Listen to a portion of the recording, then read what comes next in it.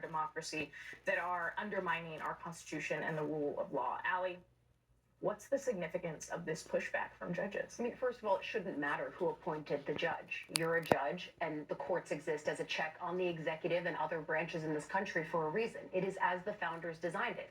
All of the members, Republican and Democrat, who walked around with the Constitution in their pocket know that very well. And yet it brings us to this point with the administration, why people are toying with the idea of, is this country in a constitutional crisis or not?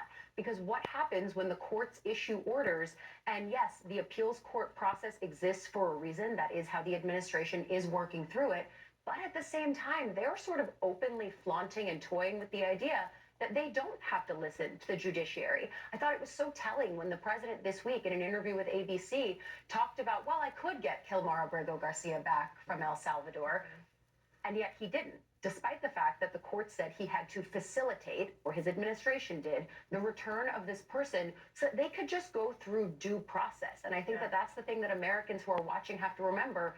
That is what you're afforded in this country, whether you're a citizen of it or not, the due process. On that note of Kilmer Abrego Garcia, despite judges repeatedly warning the White House, saying you're seems like you're defying our orders, Secretary of State Marco Rubio had this to say when he was asked about Garcia.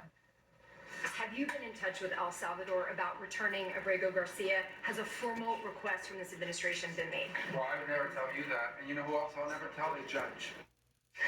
Michael, why is the administration doing this? Why taunt the judges like that?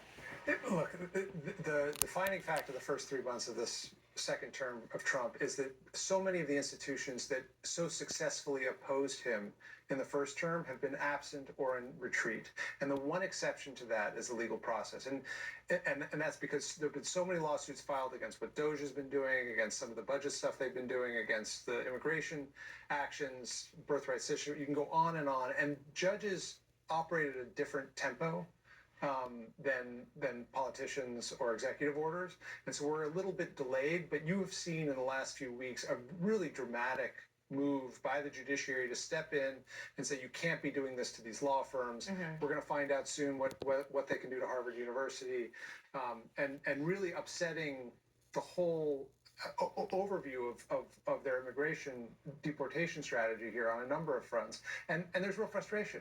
I mean, if you listen to what the administration says every day, they come out and they're angry that this is the place where they're meeting resistance and they haven't yet been able to overcome it. Leanne, you said that some Republicans are getting heartburn over tariffs, but are they getting heartburn over the near daily rulings from the judiciary saying things like the president's actions are unlawful or they're on the pathway to lawlessness? Not really, no. So the way Congress works is they can think of about one thing at a time, and they are busy with their own legislation of trying to extend Trump's tax cuts.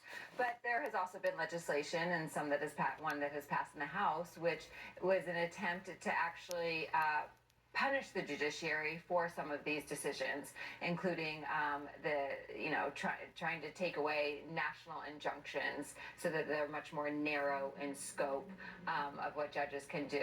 And so there is an effort among Republicans on the Hill to defend the administration and the president on this. They think that this is a very easy place to do so. And it they don't have any direct confrontation with it, but it's an easy way to stand with the president. It's striking, even though polling recently showed that on the question of due process, it seems like Americans are not on the administration side. But Alex, Rubio has become, the Secretary of State has become the face of many of these aggressive immigration actions. I mean, talk about how he's taken that on. I mean, well, first, shout out to Congress. I, too, can only think about one thing at one time. But but I've been thinking a lot about Rubio lately, and it's amazing, he gets unanimously approved into this job, in part when you have lawmakers basically saying they thought, look, you have to play the Trump